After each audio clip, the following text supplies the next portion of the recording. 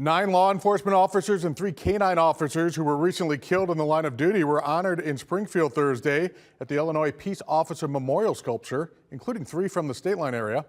Illinois officials read the names of the fallen officers, including Rockford Canine Officer Nix, who was shot and killed while chasing a suspect last year, DeKalb County Deputy Christina Mussel, who was hit by a drunk driver, and Boone County Canine Loki, who was also hit by a suspected drunk driver in 2020.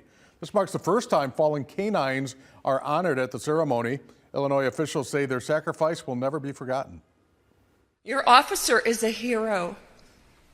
The definition of a hero is an ordinary person who faces extraordinary circumstances and acts with courage, honor, and self-sacrifice.